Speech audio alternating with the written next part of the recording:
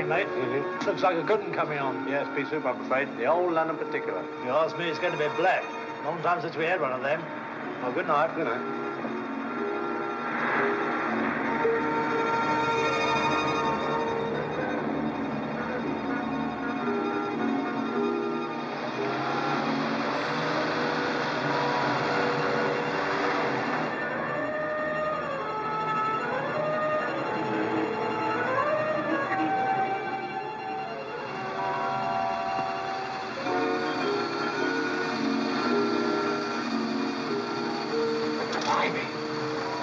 What are we stopping for? The rest of the night, I should think, Governor. What street's this? It was Spark Lane when I seen it last.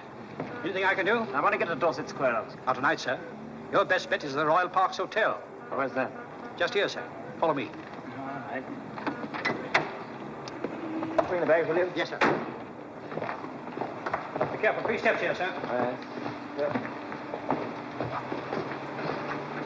All right, thanks very much.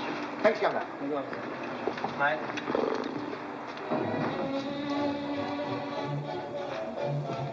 Want a single room and bath, please, just for tonight? I'm sorry, sir. The best I can offer you is a small suite. We're almost full owing to the fog.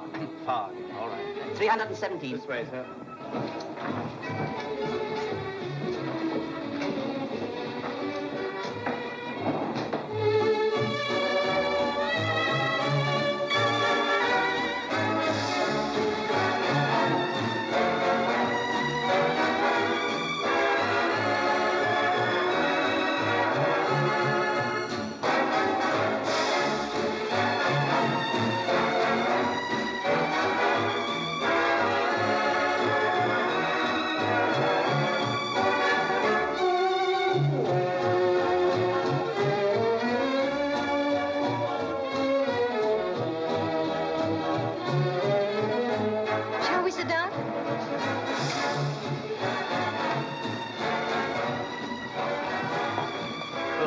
May's all right, but Mayfair tonight.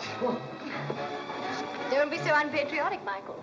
Fog is one of our greatest attractions. That's what the Americans come to see us for.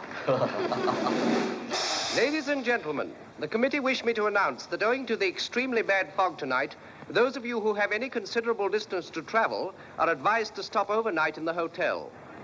There now. May I take you home, Leslie? No, thank you, Michael. I think I'll take the committee's advice and try and stay here tonight. I doubt if you'll get a room. Look at the crowd storming the reception club there. Just you leave it to me. Good night, Michael.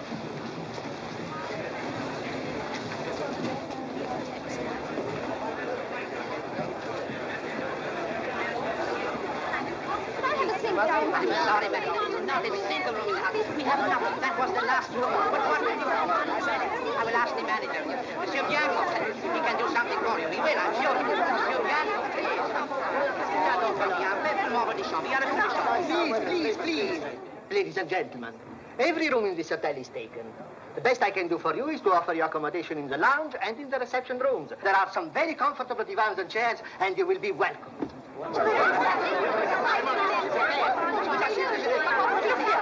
Surely some of the guests with suites will be willing to give up their sitting rooms for one night. Oh, perhaps. I will try. Will you come with me, madam? This way, please.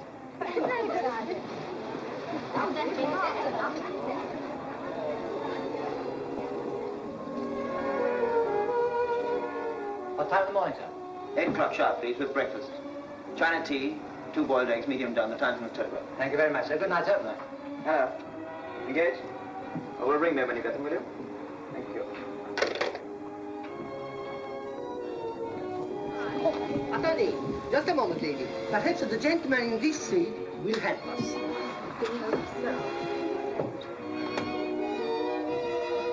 Come in. Good evening, sir. I am the manager of this hotel. How do you know? Owing to the fog, many of the guests who have been attending the ball find it impossible to get home. I am most anxious to find bedrooms for the ladies, and I hope you could help me. In what way? Well, we have several divans in the lounge, still vacant, and the chairs on the ground floor are very comfortable. You want me to give up this suite, don't you? If you would, please. I see. Now, let me make myself clear. I've been traveling for 2 days. I've had an extremely filthy crossing. My train was 2 hours late at Victoria Station. I'm very tired, I'm very cross, in fact, quite wild with fatigue. But I am the legal possessor of this suite, and I'm determined to defend it with every power in my possession. Good night. But, sir, if you would just give up your sitting room, I could accommodate 4 ladies. No, I know the ladies and I know myself. They'd have me out of here in 5 minutes. I'm very sorry. What I need really very badly is a good night's sleep. And I shall have that, though every lady in London thinks me a cad, a brute, and a beast. Good night. Good night. By the way, is there a do not disturb card there? There it is. You might hang it on the door for me as you go out, will you? Very well.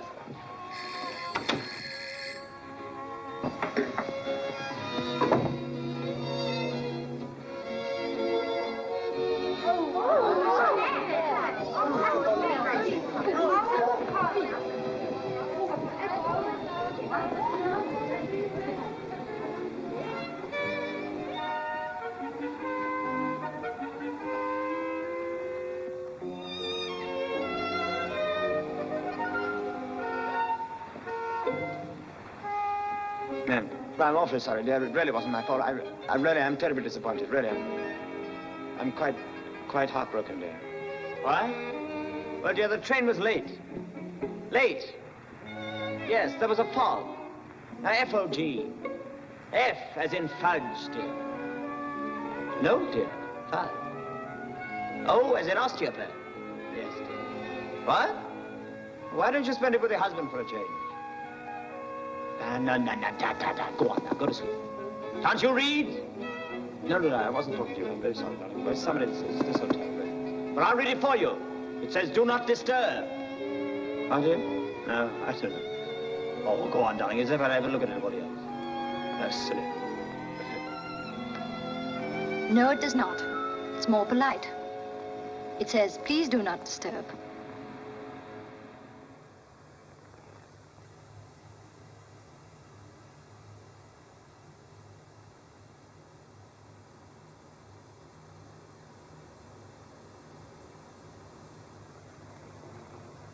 Well?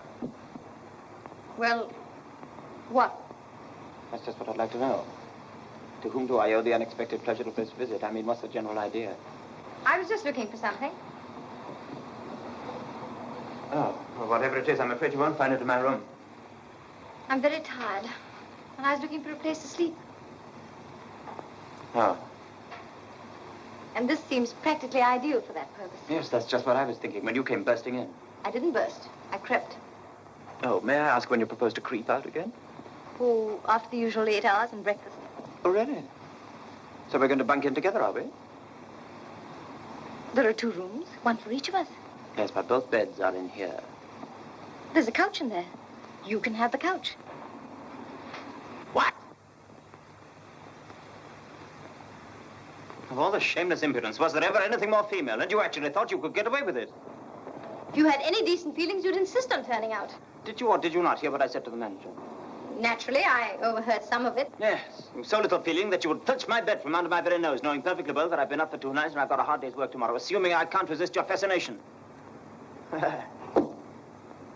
I'm really very sleepy. Will you please go? You don't really mean that. You're much too nice to turn me out. Nice? My dear young lady, you don't know me. The trouble with me is that I'm weak.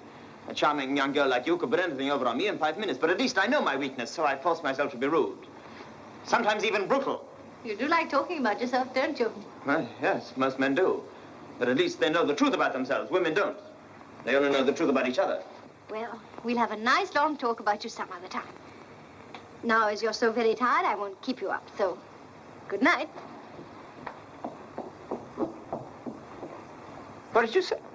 I said good night. Well, yes, I heard you say good night, but what do you mean by saying good night? You can't come here and say things like, look here, I'm very, very tired. Will you please go? You don't mean that. Oh, yes, I do. I've met too many women like you before. Conceited, sure of yourself, and sure of your power over men. Utterly unscrupulous, ruthless, conceited, spoiled. Don't do that. You're married, aren't you? Yes. Yes, I know. There's a poor, wretched husband waiting for you, sitting at home. wondering where you are, hoping against hope that his worst fears aren't justified. And this time for once they aren't. This time you're with a man who isn't in the least bit stirred by your charm. Now, I must repeat, will you, please?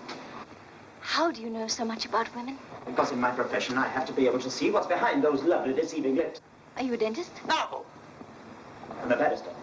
And the next time we meet, we'll probably be in court when your husband is suing you for a divorce. Divorce? Oh, no. He'd never do that. You must have a very beautiful nature. You've had a very tiring journey, haven't you? Yes, I have. And it's such a pity that the fog made you late and spoilt your evening.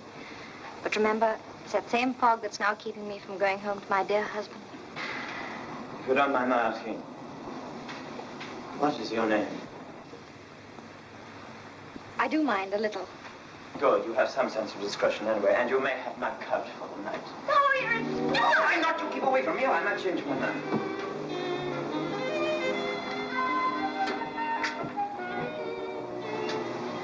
Good night, Lady X. Good night. You dear, kind, generous, beautiful man. Oh.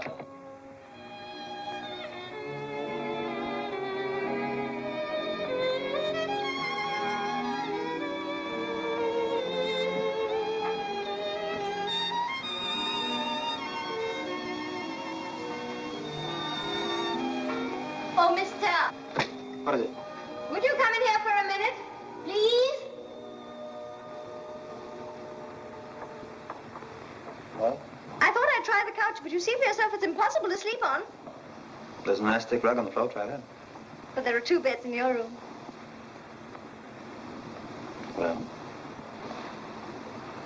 I'd never dream of such a thing. But we could move one of the beds in here, couldn't we? well, yes, I suppose we could. Yeah, I'll ring for the waiter.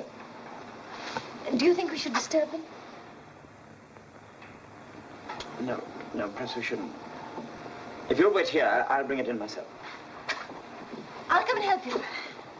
I really don't need any help. Thank God, I'll keep Oh, I wouldn't dream of letting you do it by yourself. You were kind enough to offer me your bed, and I must offer you my help. All right, we'll take that in, will you? Now, when I say to me, from you. To me, from you. No. From you, to me. You to me. To me. I think you better leave this to me, Philip.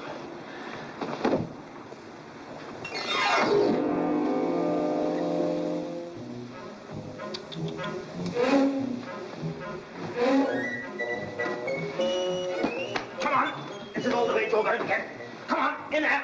This is perfectly good enough for you. Come on. Very lucky to get this. You're making me very angry now. Stand there. Let me do it. Goodness sake, don't try to help me again. That's what I do.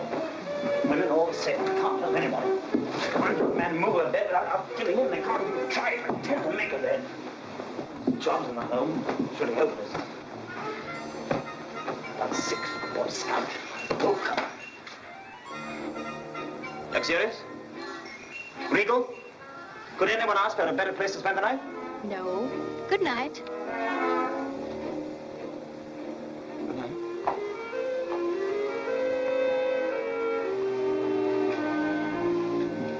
Good night. Oh, and thank you.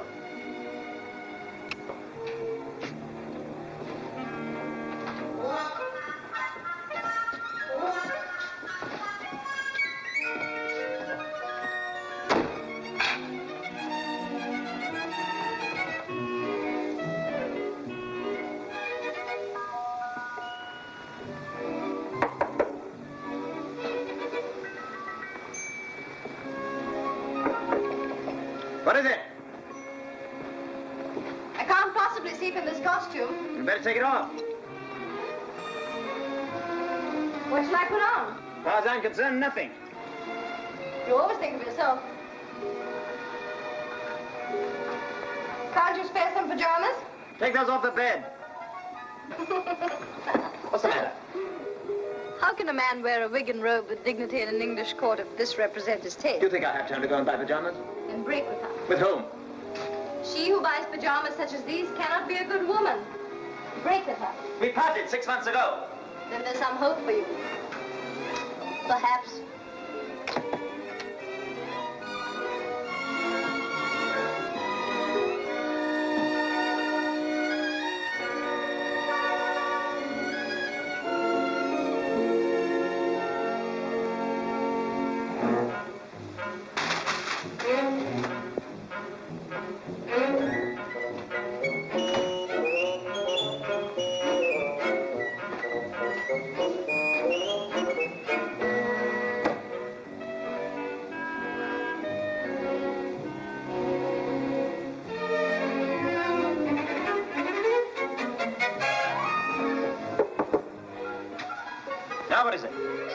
forgotten me. I wish I could. What do you want? The elementary right of a wash. Well, here is the bathroom. But I have to cross your bedroom. Well, you're wearing my pajamas, aren't you? That's the trouble. Well, what do you expect me to do? Jump out of the window? Either that or turn your face to the wall. I'm facing the wall. Now don't you move. How long for? Until I tell you. I shall become giddy if I go on staring at this wallpaper. That's your eyes. Sound the alarm if you're approaching again.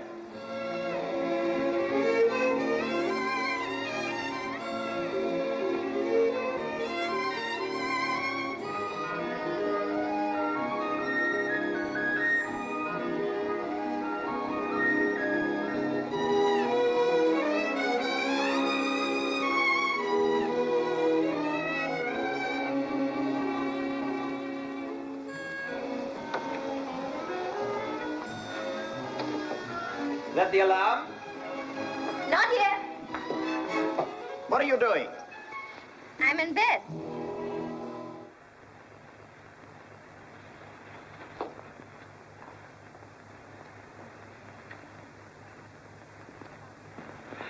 Didn't you say one could sleep just as well out there? I did. Have it then. It's better for both of us. For both of us. Well, can't you see what a delicate, what a painful situation I'm in? Out there, I'm a guest trespassing on a man's chivalry. And here, with everything around me, that, I feel less like an intruder and more like the legal owner of the suite. I see. Your conscience at rest, just think how much better you'd sleep. All right. You win. Oh, no, no, no. You win. Over yourself. You win.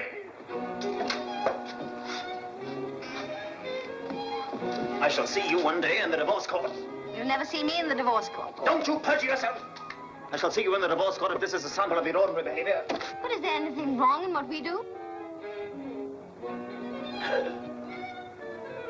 Is there anything wrong in what I do?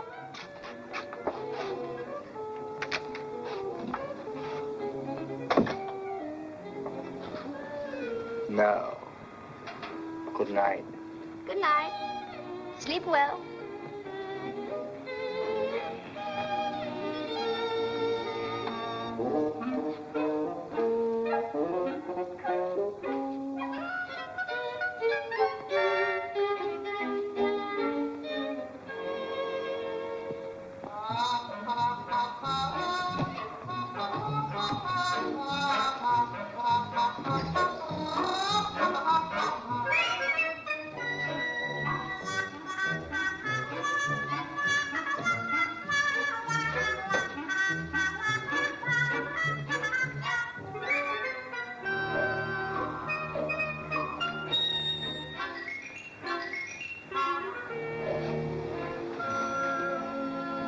Looking for? My book.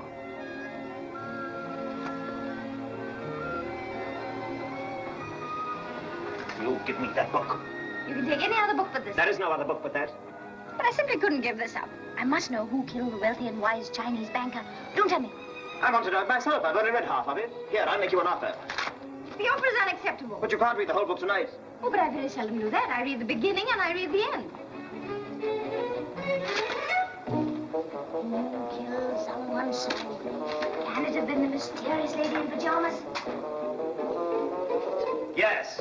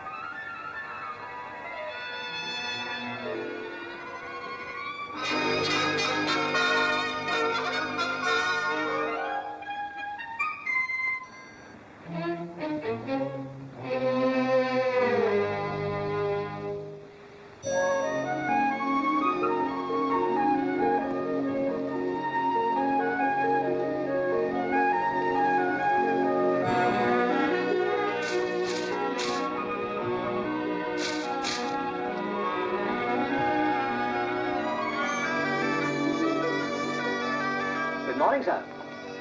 8 o'clock, sir. Nice morning. Your breakfast is served, sir. What? Your breakfast is served, madam. Oh, thank you. Would you bring another one, please? Another what, madam? Another breakfast. Certainly, sir. Madam.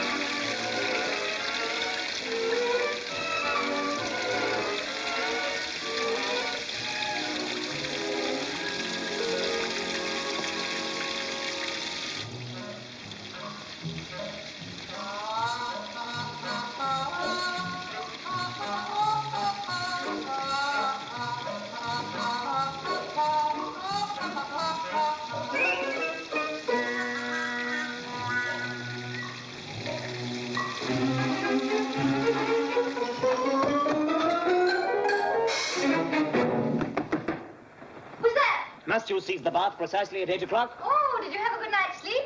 I've had a rotten night's sleep, and I've got to be in court by 10:30. Shan't be long now. Yes, we all know what that means.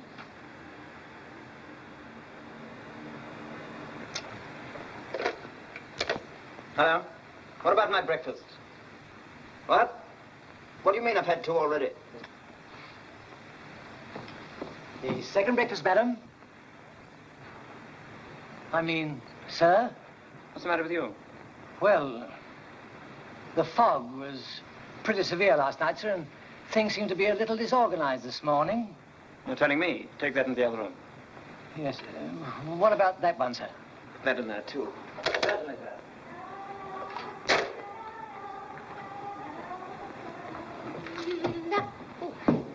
Good morning. Come on.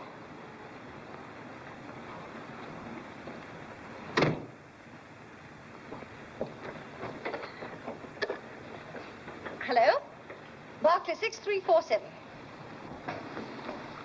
Hello? Hello, is that you, Jeffries? Is his lordship down yet? No, don't disturb him, but will you tell him I spent the night at the Royal Parks Hotel? Then I'll be along later. Well, you know what his lordship's like, Miss Leslie. Like he's not to be on your tail for being on the towers last night. You better give me your room number, if you please. Oh. Beautiful. What's the number of this room? 317. I was talking to the waiter. What did you say? 317. 317. Yes, goodbye. What have you done with my breakfast? It's in there. Do you think of everything? Breakfast is served, sir. It's ready. Ah, good. By the way, what is your name? Logan. Logan? No, not Logan. It's not Chinese. Logan. Don't like it.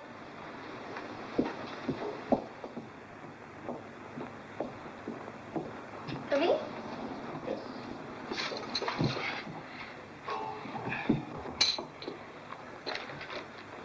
May I? Oh, yes, do. Only don't mess about.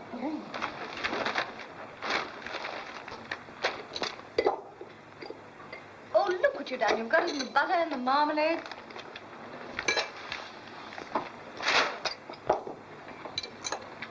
Allow me. Thank you. Oh? Thank you. I ordered these eggs medium boiled. Disgraceful. In a big hotel like this. Yours the same?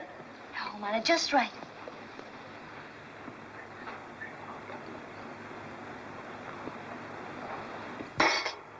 Cold. Like... Dishwater. Try some marmalade. It'll probably taste of printer's ink. No, thank you. You must eat something, you know, with a long, hard day's work ahead of you. I really don't want to think, thank you. You mind telling me this morning what your name is? Leslie. What, Leslie? What do you mean, what, Leslie? Leslie is my Christian name. Oh. Leslie. Odd. What's yours? Everard. What? Everard! Incredible. You don't like that either? Never get used to that. Well, who's asking you to? Is there anything else you'd like to know? Yes, one more thing. You always like this in the morning? Until I have my first cigarette in bed. Thank you so much.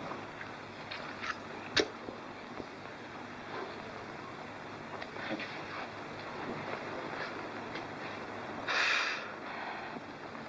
You're very sorry for the woman you're going to marry. I shan't marry. Unless I can arrange that little divorce for you. Heavens, time.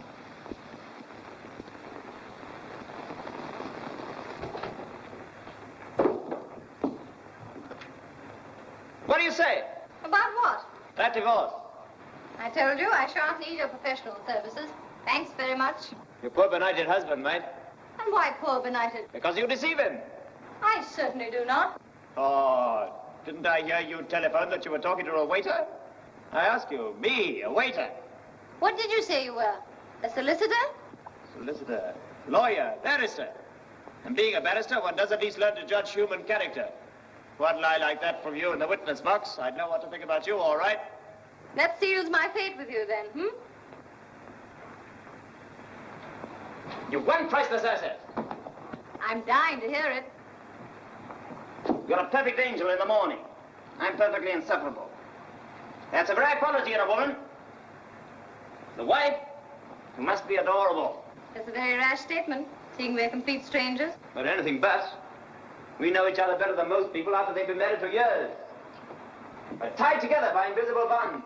How can we part now forever? How can we meet again as perfect strangers? How can I say the things to you that perfect strangers say to each other? No, I must see you again. Where can we meet? Savoy, Embassy, Claridge's? Lunch, dinner, supper? Today, tomorrow, tonight? Are you free tonight? Hmm? Come on, come on, come on. Are you or aren't you? Come on, come clean. Are you or aren't you? Answer me, woman. Where are you?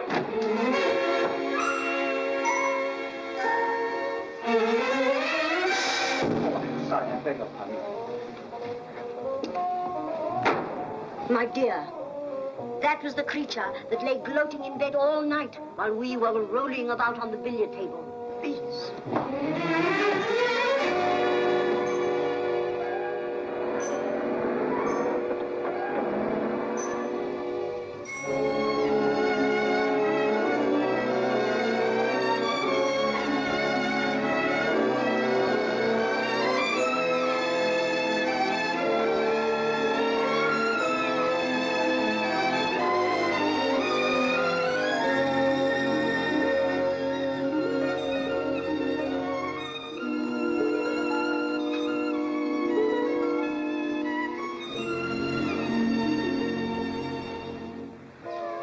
Have you finished with the trays, madam? Get out. Very good, sir. I suppose you describe this liquid as a concoction of coffee beans. I'll tell you what it is. Dishwater. Taste of the gutter.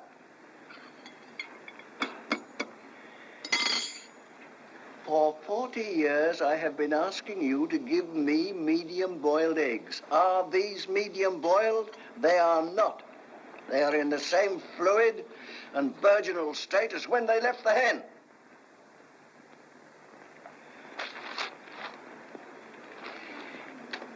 You've been messing this paper about. Been trying to do the crossword puzzle. I don't read your paper. I have my own, and you know it. Altogether, I know too much about you. Then I'd better go altogether. That is exactly what I wanted to tell you.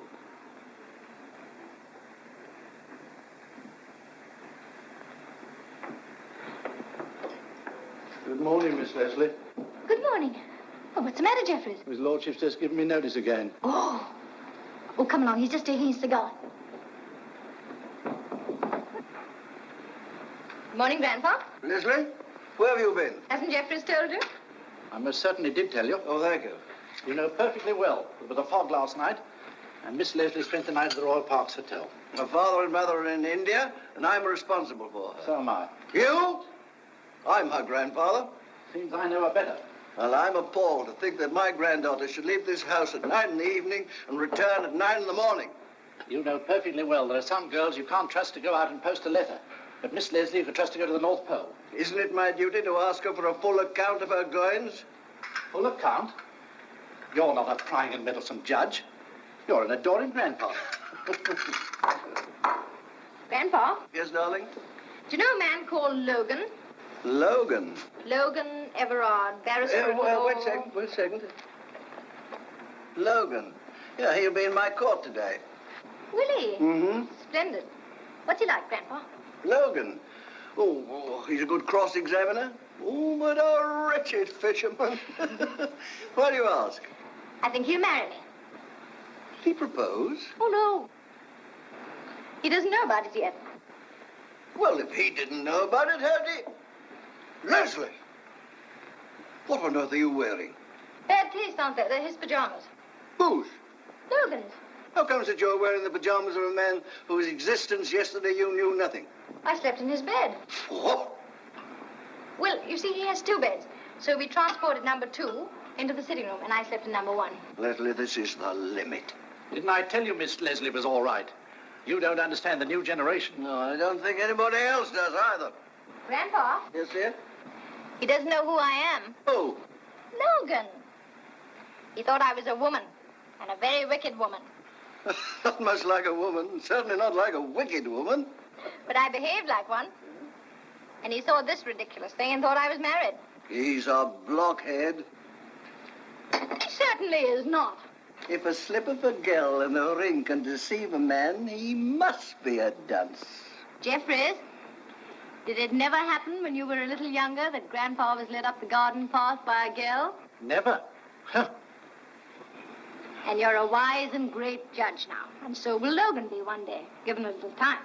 And then no one will be able to fool him. How much time? Ooh, 40 or 50 years. Oh, you take that notice I gave you seriously? No, my lord. Good boy.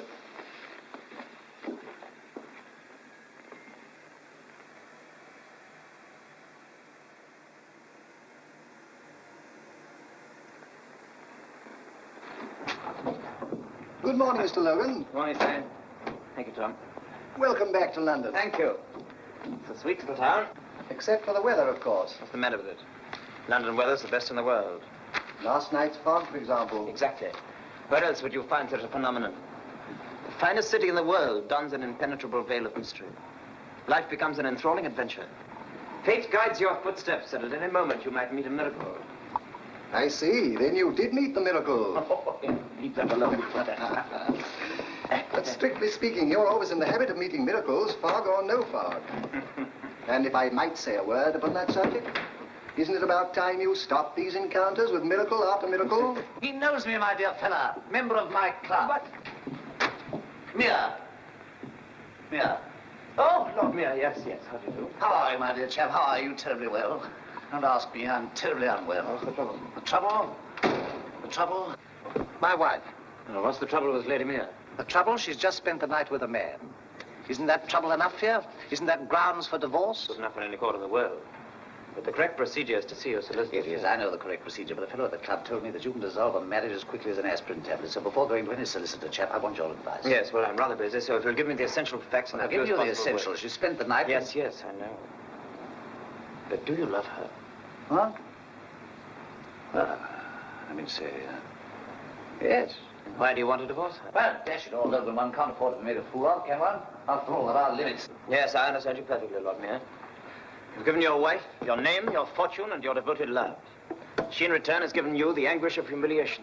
That's it. You have it exactly, my dear fellow. I've heard the same story too many times. The adoring husband of a cheating wife. What evidence have you? Last night she left the house before dinner and didn't return until 9 o'clock this morning. Suspicious in itself. Then there's the eyewitness testimony of the maid who went to the hotel and saw her emerge... What hotel was it? The Royal Parks. What did you say?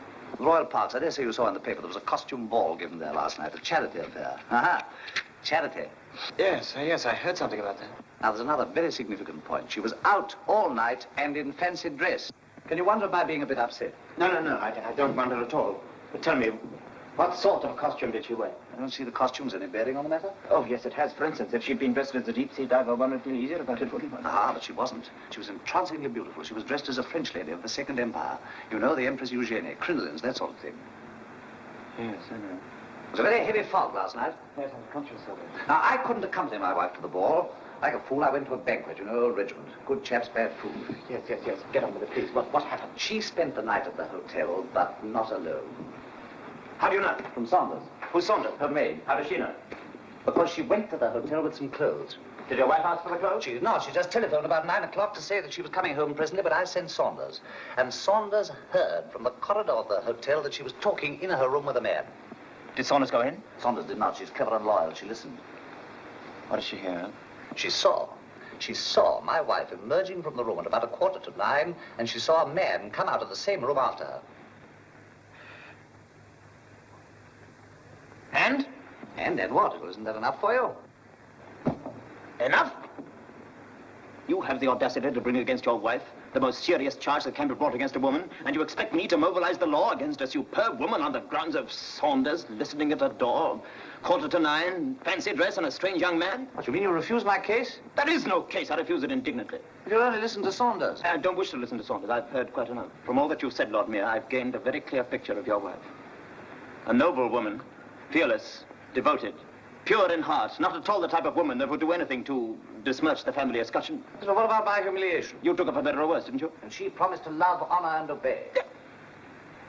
Think back to that sacred ceremony. There she stood, an innocent girl, about to face the most perilous moment in her life. Look here, Logan, you've got this slightly mixed. She was not an innocent girl. Before she married me, she was divorced from a fellow called Lauderdale, who trains racehorses. Oh. Ah, make her say oh again. Before she married Lauderdale, she was divorced from the Baron de Brissac, who makes an inferior grade of brandy. She's a French woman? An American. Her first husband was called Wild Man Kavanagh, a professional wrestler by trade. She got rid of him at Reno. Seems impossible. 4 marriages, and she's so young. Who said she was so young? You did, didn't you? As a matter of fact, she looks young, entrancingly so. But she's a serpent, Logan. A viper. Coils herself about the heart of innocent men and then strikes. Must be rid of her or face certain ruin. Yes, I'm beginning to see your point, Lord Mayor. Good fellow. Then you'll take my case. Well, I shall think it over. That's all I can say just now. I told you I was very busy. I'll call you later in the day. I'm very busy. Good day. Yes, sir. Good day. A horse trainer, a brandy dealer, and a wrestler. Oh, what's the matter with you? Do you know who that was in here? Yes, Lord Mayor. Everybody knows him. One of the best shots in the army. Oh, is he really? Well, that costume belongs to his wife. What? So the miracle's identified. Lady Mayor. Oh, please don't whistle. You have got yourself into a nice mess now. How are you going to stand up in court and blag our correspondents for doing exactly what you've been doing yourself? Look here, Slade. That's the dreadful part of it. I didn't do anything. Oh, and what would you say to a correspondent who told you that? But it's true, I tell you. I swear to you. Nothing happened. Nothing at all. All right. Go ahead and swear, but Mr. Logan, do you expect me to believe that nothing happened? Oh, I say. Mrs. Johnson, do you expect me to believe that nothing happened? Well, that is, you see, well, nothing of any consequence, if you get what I mean. Oh, yes, I get what you mean. So I've no doubt this is lordship. I'm afraid I should prefer an explanation. Any explanation, Mrs. Johnson? Can you explain to his lordship what you mean? We have ample opportunities in this court for learning what women mean, or what they mean, if in these days they mean anything at all. Silence in court. My lord, there is one very simple explanation of this case. Mrs. Johnson is a woman. I need scarcely remind your lordship that woman has a religion of her own. The ancient creed of womanhood. It contains only one article of faith, but every woman sincerely and steadfastly believes in it. And that is that she is the unique and perfect achievement of the human species. A being especially evolved to be above criticism, beyond reproach, and outside the law.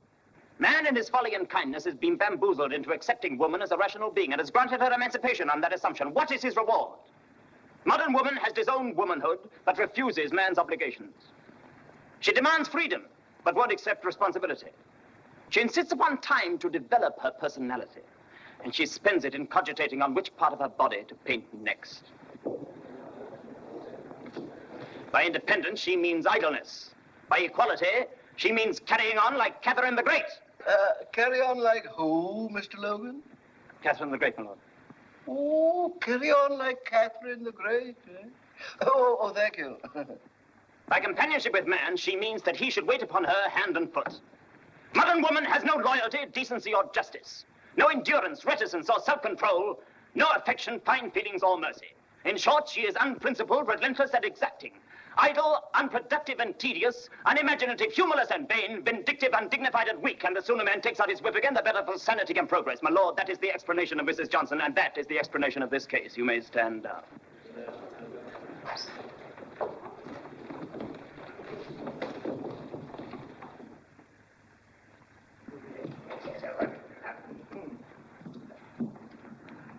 I tell you, Saunders, you mustn't be afraid of Mr. Logan. He'll ask you some questions. You must reply to them truthfully. I know, but whatever will Lady Mere think of? Whatever Lady Mere thinks, no harm will come to you. Lord Mere's here. He's got his solicitor with him and the principal witness, Saunders, the maid. But I can't let her see me. She was at the hotel. Well, you're going to be caught sometime. It may as well be now. Oh, no, my judge. We'll go right in. Ah, Logan, I thought I heard your voice. Now, this is Hallfire, my solicitor. You know each other, don't you? Good morning, Logan. And this is Saunders that I told you about. How do you do? Please sit there. Have you any further doubts about my case? Saunders will dispel them. Saunders, you saw the man, didn't you? I did, my lord. And you'd never seen him before? Well, I'm not sure, my lord. You're not sure? You can't have seen it very clearly. I didn't have my glasses on, sir. Ah, then you wouldn't be able to recognize him, would you? Oh, I didn't say that, sir. I didn't say I wouldn't recognize him. I said I didn't recognize him. She's a very intelligent old boy. Now, Saunders, just tell Mr. Logan what you saw. Describe to me. Oh, well, my lord, I don't know that I could describe him. You may try. Well, I don't quite know what to say. He was just an ordinary, commonplace sort of man. Describe the man. Details. Details, woman. No, don't be impatient. Give the poor girl a chance. Now, Saunders, just you don't be afraid. Just tell Mr. Logan exactly. Was he tall or short? Oh, he was just about ordinary height. Oh, is he dark, fair, or ginger? He was what you might call medium. Was he young, old? Well, he was what you might call medium. Medium, that's right, sir. Yes. Was he clean-shaven? Well, Had he got a beard? Oh, no, my lord, no. No, I'm quite positive about that. He hadn't got a beard. He might have had a small moustache, though. Ah, he had a moustache. No, he didn't. Well, at any event, you're quite sure that you've never seen him before or since? Quite. Yeah. What is it, Slade? The lady is here, sir. What lady? The lady in the case. The lady in the case. Excuse me.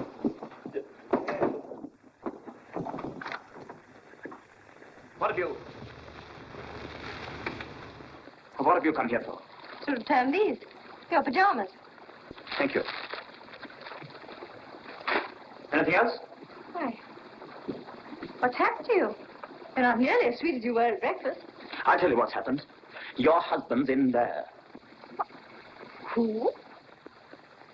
Oh, I don't blame you at all for being so confused. After all the husbands you have to look back on. But this isn't the horse trainer, or the brandy dealer, or the wrestler. This happens to be your latest, Lord Mere. Lord Mere? Yes, that's the one. And who told you he was my husband? He did. He told me everything. And you'll be just as unpleasantly surprised as I was to learn how very much he does know. He knows all about the Royal Parks Hotel and the costume. But, what did he want of you? Divorce. Oh. Lord Mayor wants a divorce. That's very interesting. Yes, isn't it? And you're going to help him get it, I hope. Help him to divorce you when I'm the correspondent? Oh, yes, I can understand your being so careless with all your experience, but let me tell you, it'll mean ruin to me. Ruin! Ah, I can just imagine what Lord Steele would say about it. Lord Steele? Yes, of all the judges I have to face, he's the nastiest. And rejoice at my disgrace. But, if Lord Mayor gets what he wants, then I'll be free. You and I could, so to speak, get together. You'd like that, wouldn't you? At the expense of my career? Sure, you flatter yourself. Oh. I'm sorry. I thought you were beginning to be rather fond of me. I know I couldn't help liking you, even though you were rather unpleasant at first. But I suppose there's nothing left for me but to take my medicine and go. I can certainly understand how you'd trap all those men. Oh, what men? Lauderdale, and the Baron de Brissac, and wild man somebody or other. Oh, those. Yeah, those. And then poor Lord Mayor. And now me. You? Yes. I shouldn't admit it. I love you. Even now that I know the horrible truth, I'm wild about you. I want to take you in my arms. Then why don't you? I don't know.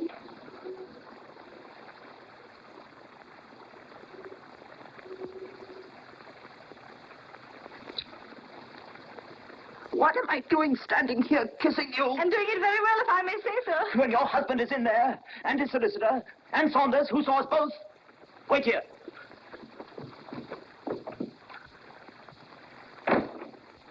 Now think, Saunders. Think, just think. Don't be a fool, Saunders. Oh, I am thinking, sir. I really am. I can't go on. Sit down. Now try and think of something. Now, where were we? Oh, yes, the man from the Royal Parks Hotel. You say you wouldn't recognize this man's face at all? No, sir, no. But I think I know his walk, sir. Yes, but you've never seen him before or since? No, sir, no. But I've known all the other gentlemen that we had since we got our first divorce in Reno. Saunders has been the faithful maid of my wife ever since her first marriage, haven't you, Saunders? Yes, my lord. 5 years. 5 years. You've established a world's record, Saunders. Now then, after the divorce in Reno came the marriage with the Baron de Brissac. No, sir, no. After Mr. Kavanagh came Mr. Miller. Mr. Miller? Unofficial, sir. Unofficial? Innocent friendship. Yes. Well, I don't think all these details are necessary. I'm very sorry, Lord Mayor, but if you want me to handle this case, I must hear every detail. Yes, you only do yourself harm if you hide anything from your doctor or your lawyer. Right? Right, yes. Now then, after Mr. Miller? Mr. Van Houten. Unofficial. Unofficial. After Mr. Van Houten? Baron de Brissac. How long till the divorce? 14 months, sir. 14 months. And after the Baron de Brissac? Unofficially, sir, Mr. Miller. Mr. Miller came after Mr. Kavanagh? No, sir, no. That was Mr. Miller the first, sir. This is Mr. Miller the second. Oh. Is there a Mr. Miller the third? No, sir, no. Only Senor Mendoza from the Argentine, and then Mr. Lauderdale, and then his lordship, sir.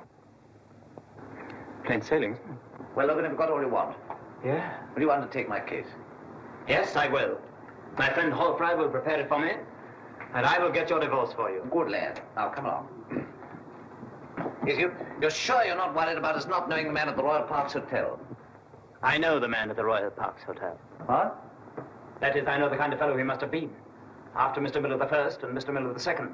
And Senor Mendoza from the Argentine. He looks like being a fourth fool. Good afternoon.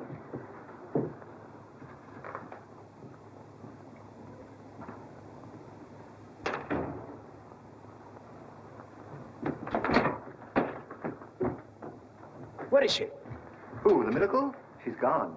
Huh. I say, I'd no idea you permeated your pajamas with such a delightful perfume. Get out. Anything else? No. I do beg of you not to ask me one thing. What's that? Don't ask me to believe that nothing happened.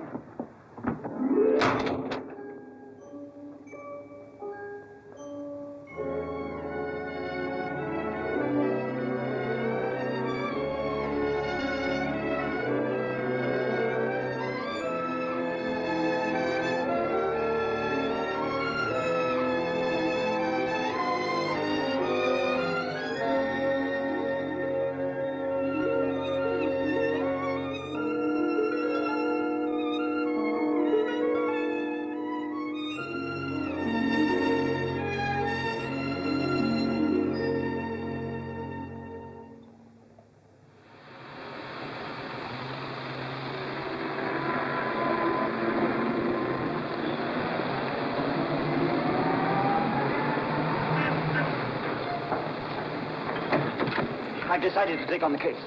You decided to face scandal? Yes. Ruin? Yes. And the reason for the sudden courage is because Saunders is short-sighted and you think you're safe. One's never safe in a case like this. And why take it on? Because I hope that you will marry me when you are free. Will you?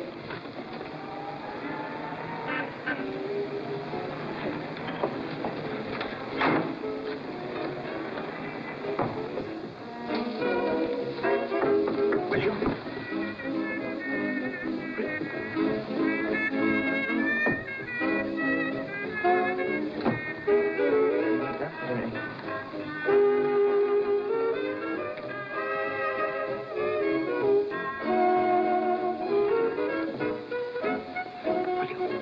Why didn't you answer? Surely that thought was somewhere in the back of your mind when you came to see me in my office. It might have been. But then I didn't like you in your office. I much preferred you in your bedroom. Our bedroom. My bedroom. Surely that's the proper place to judge your future husband. Aren't you frightened any more of the hectic years of my past? I want to talk to you. Let's dance.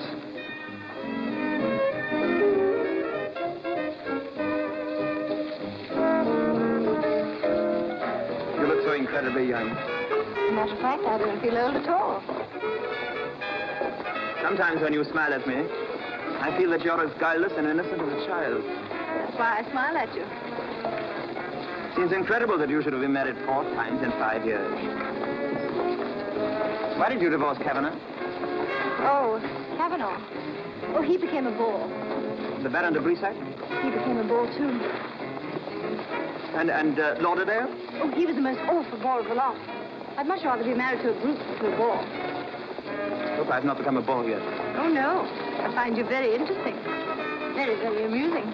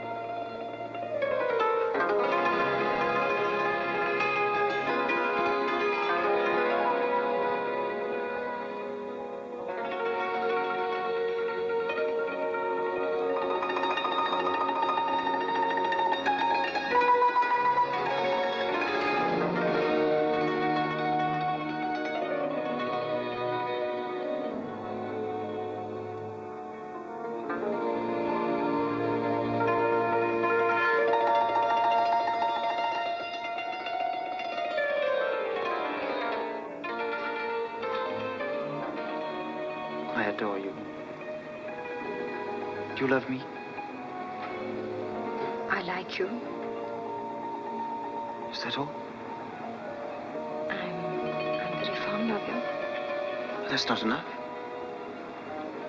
I might be interested in you. That's still not enough.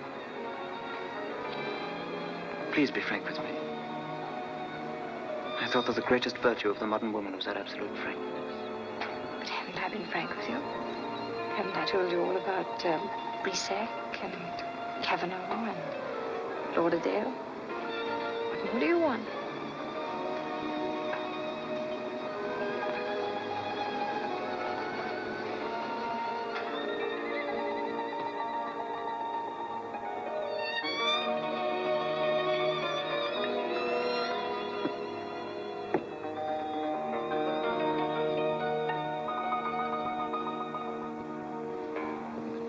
Now, what is the matter? Miller. Miller? What about Miller? Yes, what about Miller? Oh, Miller. An episode. And Miller the second? Another episode, I suppose.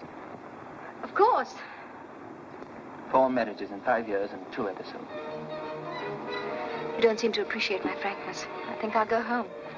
Oh, no, please, really. I do appreciate your frankness. And I care so much that I can understand how it happened. Can you really? Yes, of course. It's perfectly simple. You were poor before your first marriage. He offered you everything that made life worth living. How were you to know that the one essential thing was missing? How should you? Of course, the marriage failed. But a woman like you, A woman with ideals is just like a man. She has to go on searching until she finds the right man, the real man, the one man in the world for her. You? I hope so. I'm sure of it. Aren't you? One can never be sure of anything with a past like mine. Oh, but my darling, when a woman is in love, she has no past. She's reborn. She's an innocent girl again. Don't you see, my darling, it's perfectly simple, that if only you could... Go. What is it? Your husband. Don't look. Where? Over there in the corner.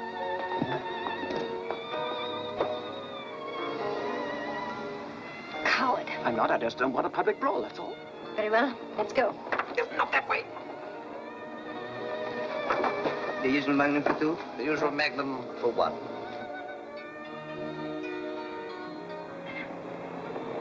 Taxi! I'll take you home. No, that wouldn't do, thank you. I'll go home alone. Good night. Grosvenor Square, please. Yes, but what number, Grosvenor Square? Not telling. But how should I... When shall I see you? Thursday afternoon, your office, Steve.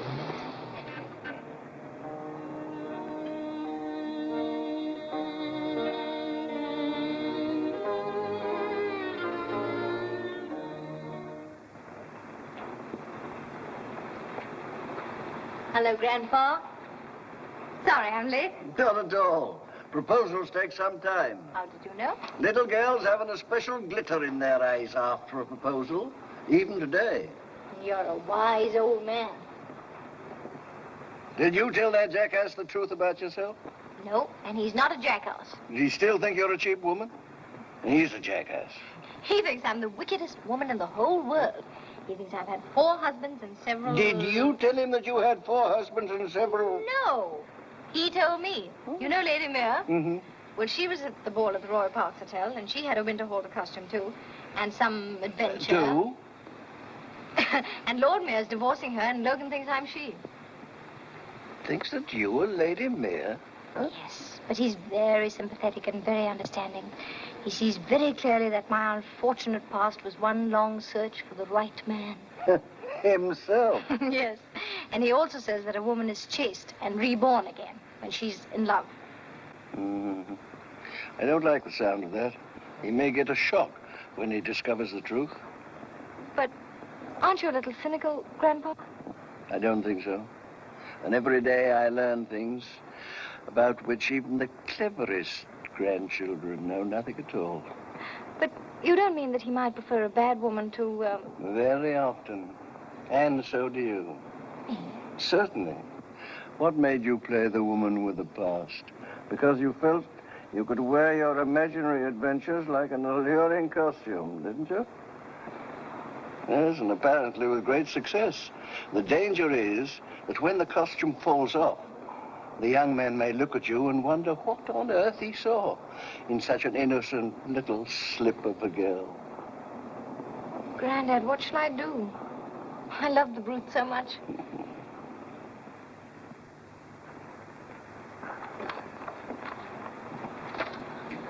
Alfred telephoned to ask whether you really agree that the Mere case brief should be prepared on the basis that the correspondent is unknown. I agree.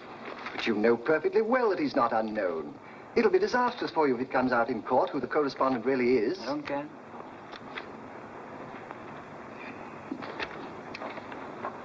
I'll get Lady Mere her divorce if I have to close up this shop.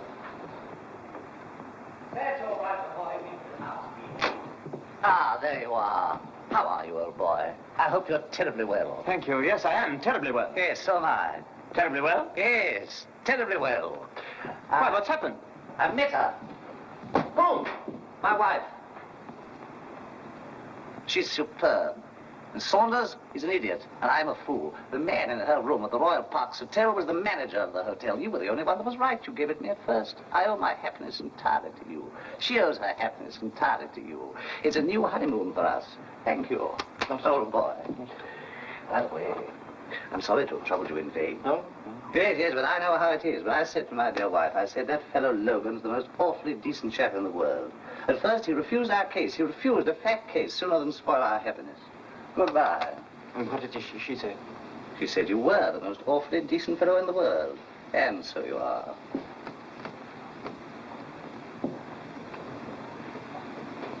Will you give her a message? Yes? Will you tell her from me that I think she's the most awfully clever woman in the world?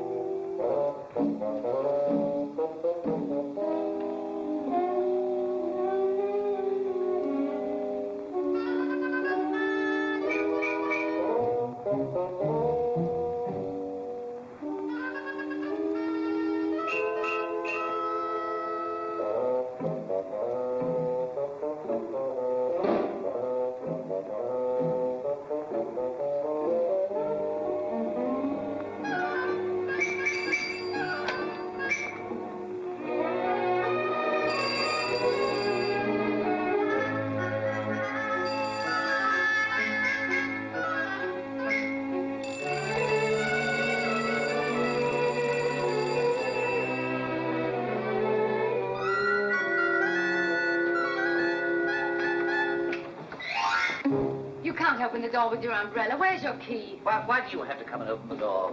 Where's the butler? He's gone. And Saunders? She's gone, too. And cook? I fired them all. I won't have paid enemies in my own house.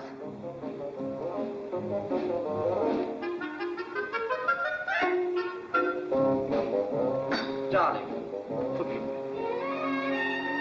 Mark. It was the manager. What? Where? When? In your room at the Royal Parks Hotel. It was the hotel manager. It was not. You say it was not? Then who was it? Oh, it was John, George, Ingleby, Thomas, a president, the prime minister, and a baritone. You're just trying to confuse me. What do you want, a divorce? All right. You can have it.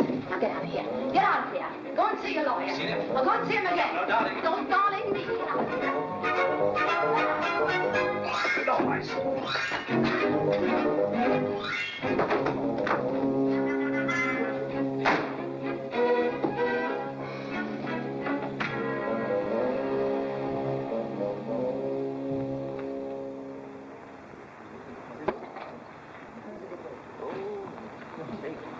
Evening, Warren. Good evening. Good night, Mia.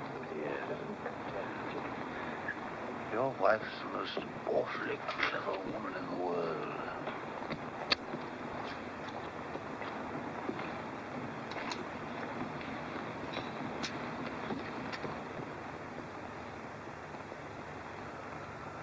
What do you mean my wife was the most awfully clever woman in the world? Ah. Thank you. Good. How much is that? 8 and 9pence, my lord. What, 8 and 9pence for a whiskey and soda? That's 5 you've had, sir. 4 doubles already, and this one's good. There you are. Thank you, my lord. What's your opinion of women, Peters? Well, my lord, they have their uses, as we know, but as for consorting with them, as you might say, I've only dabbled in it. Well, you leave it at that. Women are a menace, Peters. What about Eden? What, the foreign secretary, sir? Oh, you fool. The Garden of Eden, Adam and Eve. You know the story? Yes, I've heard of it, sir. It was a bit before my time. Yes, well, it's still going on. The woman leads the man up the garden path and leaves him in the lurch, or sneaking in the grass at the Royal Parks Hotel. Can't say I ever heard that bit, sir. Well, it's true. They can't do that sort of thing to me. I'm the last man to hang about where I'm not wanted. You know that, Peter? Yes, my lord. Yes, well, good night, Peter. Good night, sir. Curse these cigars. Pickles.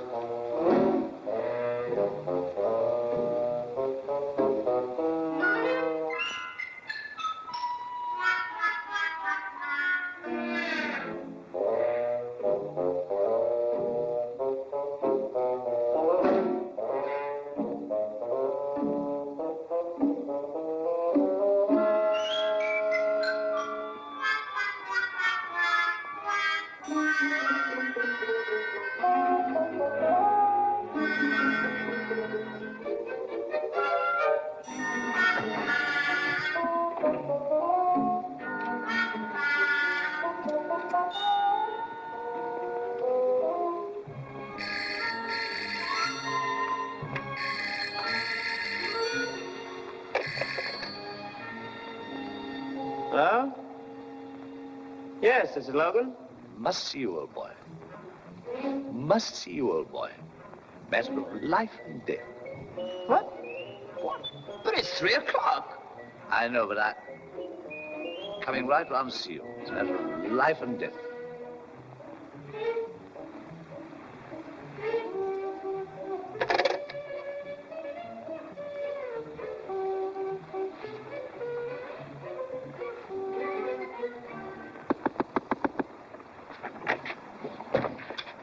Why did you say my wife was the most wonderfully clever woman in the world? Now, look here, Mayor, it's 3 o'clock. Why did you say my wife was the most wonderfully clever woman in the world? Good. And sometimes one just says things for something to say. No. You lawyer chaps make your masses of money because you don't say things just for something to say. Why? Why did you say my wife was the most wonderfully clever woman in the world? Sit down. I thought your wife was very clever to make it up with you after the Royal Parks Hotel. She's very clever. You're very clever. And I'm very clever, too. I wish I weren't. Mind what? Clever, subtle, clear-sighted. I should be a happier man. What's the trouble? She doesn't love me anymore. What do you mean? I thought you said that you'd made it up with her. Yes, but I've got a sixth sense, subtlety, knowledge of women. She loves the man from the Royal Parks Hotel.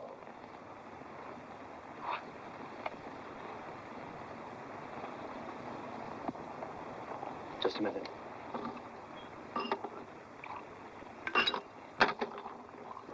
I've got something very important to tell you.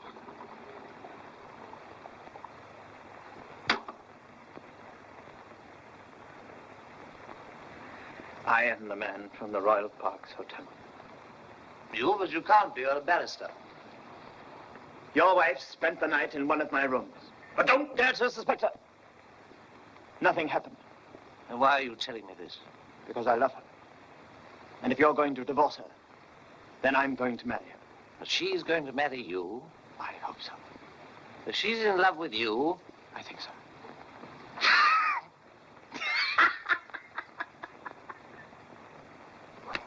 Won't Lemmet jump sky high? Who? Lemmet. Who's Lemmet? Bounder, rotter, filthy with money. Well, what's he got to do with her? He's in love with her. But is she in love with him? Certainly not.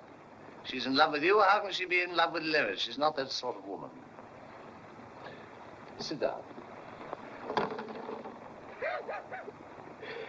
Have a drink. If I've got to divorce her, I prefer you to Lemmet. You're a gentleman. Lemmet is not. Lemmet is not. Lemmet is not. I've told her, and I'll tell her. Don't you worry. I'll tell her. Logan's a gentleman.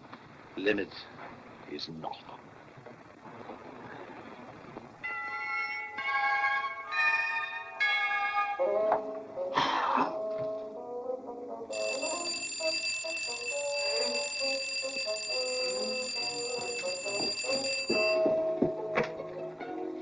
Who are you? Who are you?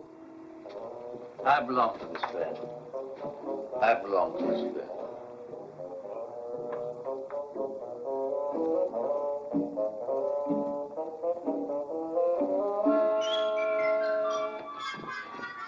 Get out. Darling, I'm wise and generous. You're drunk. I'm not. You see it, because I've come to tell you this. Logan's a gentleman. Lemmet is not. Who is Logan? Lawyer chap, gentleman. If you take him, it'll break my heart. I wish you happiness. Why should I take him? You're in love with him. I'm in love with him.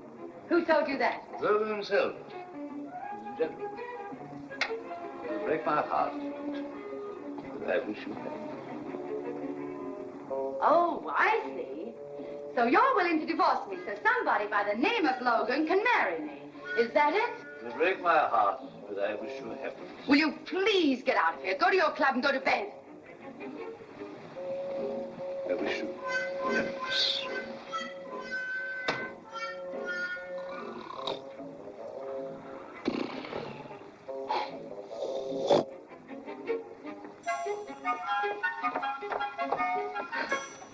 Thank you.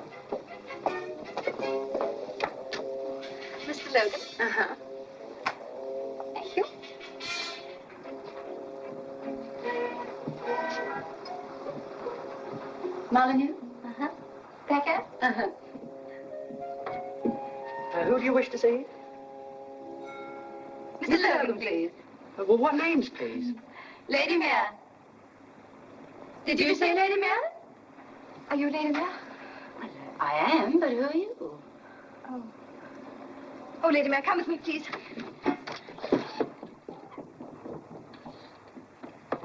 Well, what is the matter? You come away from here and I'll tell you all about it. And who are you? Where are you going to from here? The hairdressers. Who are they? Chevalier. Come along. Where is she? Oh, they were here, sir.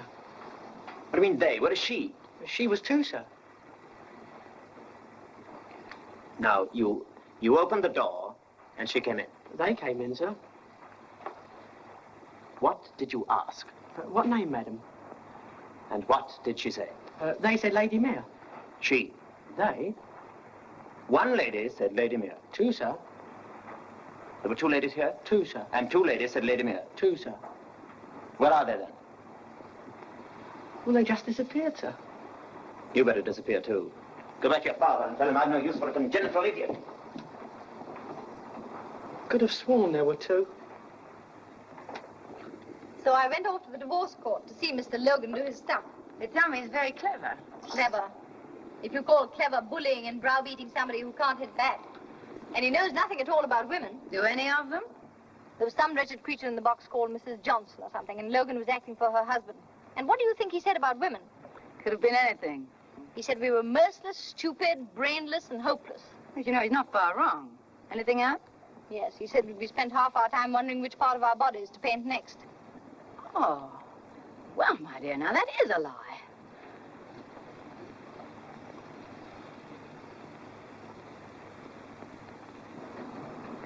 What do you think of it? I think it's swell. I wonder if Mr. Logan would approve. And if you ask me, I think that guy needs a lesson. He certainly does, and I'm going to give it to him. He's in a blue funk about that night at the Royal Parks Hotel. He thinks he's going to be cited as Lady Mare's correspondent. Say, that's very funny. I can hardly wait till we get home and tell little Worry Boy about this. You know, you swallow his gam teeth and everything else. Good night. What's late? You're sure nobody disturbed? I'm quite sure no lady telephoned. Good night.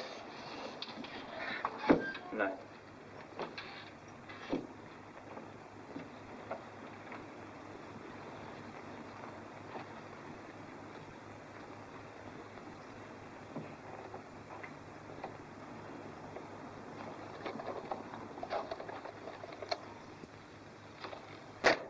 Good night, sir.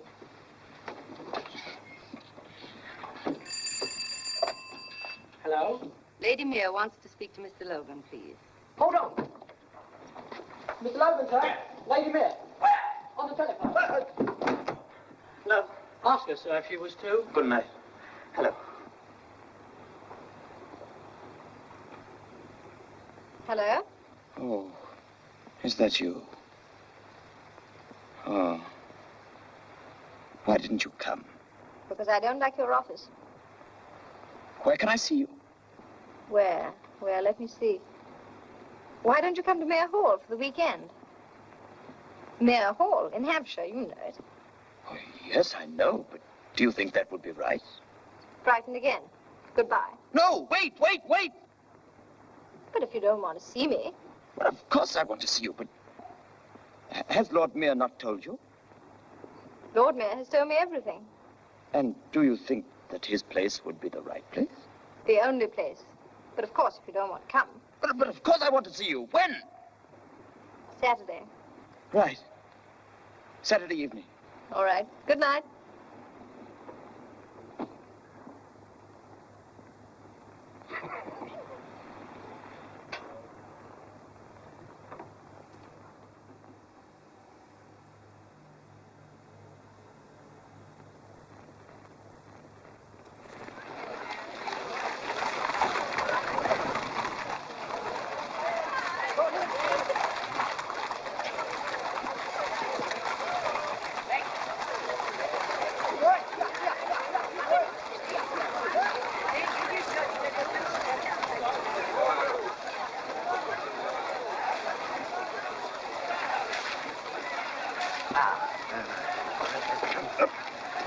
Well, Miss Leslie, feeling fit to face your fences? Yes, I think so, if they're not too big. Nothing's too big for that mare. If you want a pilot, keep your eye on my wife. She's good, is she? Best hands I ever saw, heart like a lion. Who's the man she's talking to? By Gad, it's that Cad Limit. Why Cad? All fella. Shoots foxes all the summer, rides over hounds half the winter. And what does he do with his spare time? Makes up to other fellas' wives. But if he thinks he's got a chance with Claire, he's barking up the wrong tree. I'll meet you at the Berkeley at 3 on Thursday. By the way, what time are you expecting your friend Logan? Oh, I should think around tea time. He's driving down. Let's be off, right?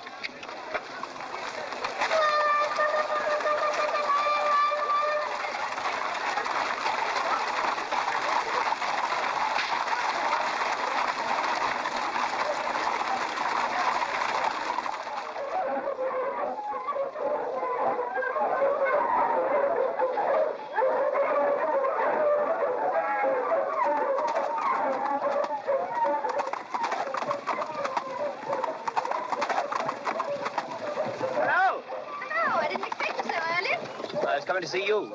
Hello, Logan. Glad to see you. Come on, my dear. She's showing us all the way. I say, you two haven't made it up again, have you? I don't know what you mean by made it up, but he's been very sweet to me. Oh, well, that settles it. Settles what? Well, I'm not coming. But you must. You've accepted. I can't help it. In the fellow's house, it's all wrong.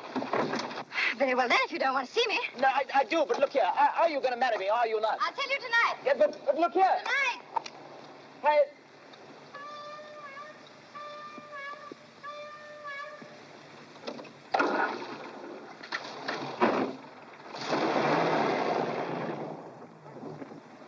Well, I wish your Mr. Logan would come down. The suspense is killing me. Me too. I bet he feels an awful ass when he finds out who's which. What? Then don't make it worse by laughing at him. Please sit here. And be quiet, will you? Oh, and Claire, you sit there, will you, please? Mm-hmm. And Grandpa, Grandpa, you're fine where you are. And, and Claire, when he comes in, will you please say, you know Miss Leslie Steele? Mm-hmm. And I'll stand, here. No. Better go there. Stand here. Shh, be quiet. Mr. Logan. Mr. Logan, it's nice of you to come down at such short notice. You know Lord Steele? Yes, of course I do. And, of course, you know Warren. Yes, I do. And this is Miss Steele.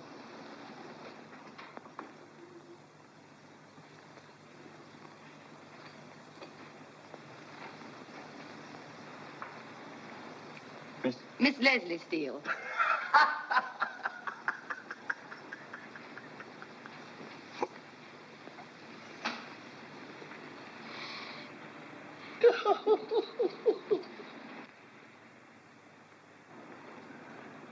No, I don't know Miss Steele. And I don't want to know Miss Steele. I think that Miss Steele is a very unpleasant, dishonest young woman.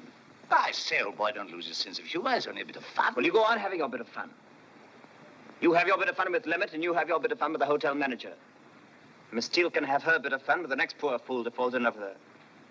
In fact, you're a damn funny lot, couldn't I? Well, what do you think of that? By Jove, what? Huh? Oh, Grandpa, did you hear what he said? Yes, darling. Good, wasn't it?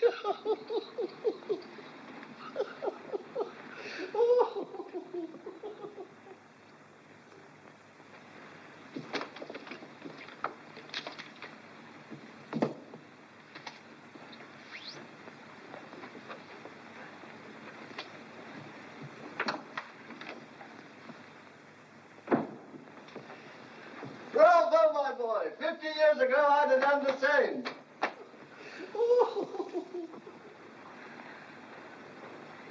And I think he's right. You're not going to let him get away with it, are you? No, I'm not. Up to now, he's been after me. Now I'm going after him. Attaboy.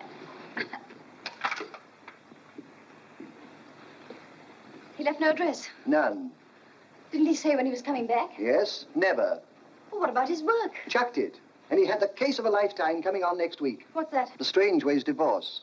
4 correspondents. Been the making of him. But isn't there anything to be done? Not unless you stop the train. What train? The boat train at Victoria. What time? 11 o'clock. Here, hey, whoa.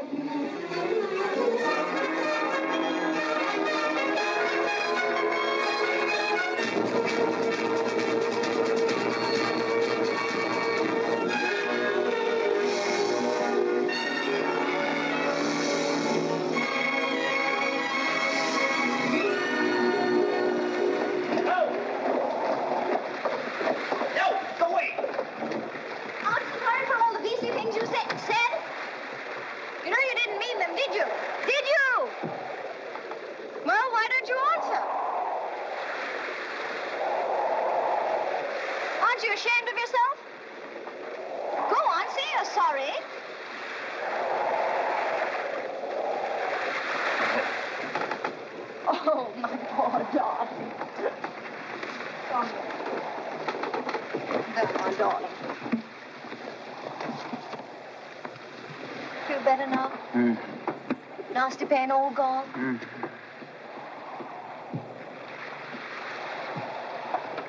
I've chosen the sweetest house. Pretty sure of me, weren't you? Well, you were so desperately in love with me. Do I have any say in the matter? Yes. You can ask me to marry you if you like. Well, will you? I might. Why? We'll be married in Paris at once. And we'll honeymoon on the Riviera for 6 weeks. No. Have you forgotten the Strangeways case? Chance of a lifetime. Be the making of you. 4 correspondents. We'll wire the office right away that we take the case. We'll wire the office right away that we're on our honeymoon. Oh, no. Oh, yes. Oh, no. Oh, yes. Oh, no. My lord, there is one very simple explanation of this case. My client, Mrs. Strangeways, is a woman. That unique and perfect achievement of the human species, especially evolved for the comfort and solace of man.